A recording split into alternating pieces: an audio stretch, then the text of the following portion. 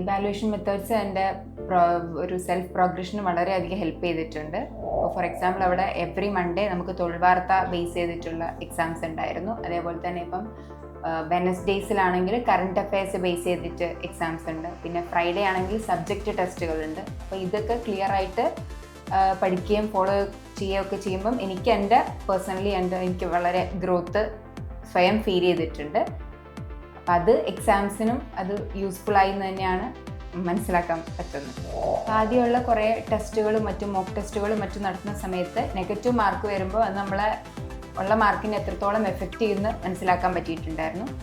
പിന്നെ സാറ് പറഞ്ഞിട്ടുണ്ടായിരുന്നു നിങ്ങൾക്ക് 100% ഷോറിറ്റി ഉണ്ടെങ്കിൽ മാത്രം അറ്റൻഡ് ചെയ്താൽ മതി എന്നുള്ളത്. അപ്പോൾ ആ രീതിയിൽ ഒരുപാട് മോക്ക് ടെസ്റ്റുകൾ ചെയ്തിട്ടുണ്ടായിരുന്നു ഇപ്പോൾ ഇവിടെയുള്ളതാണെങ്കിലും. അപ്പോൾ ഉറപ്പുള്ളത് മാത്രമേ അറ്റൻഡ് ചെയ്തിട്ടുണ്ടായിരുന്നുള്ളൂ. ചില കേസിൽ ഇപ്പോൾ 95% ഒരു ഷോറിറ്റി ഉണ്ടെങ്കിലും അത് ചെയ്തിരുന്നില്ല. അപ്പോൾ ആ രീതിയിൽ ഒരുപാട് മോക്ക് ടെസ്റ്റുകൾ ചെയ്തിട്ട് തന്നെയാണ് നെഗറ്റീവ് മാർക്ക് ഒഴിവാക്കാൻ വേണ്ടിയിട്ട് പറ്റിയത്. അപ്പോൾ എൻ്റെ ഈ എക്സാമിന് തന്നെ എനിക്ക് നെഗറ്റീവ്സ് ഉണ്ടായിരുന്നില്ല.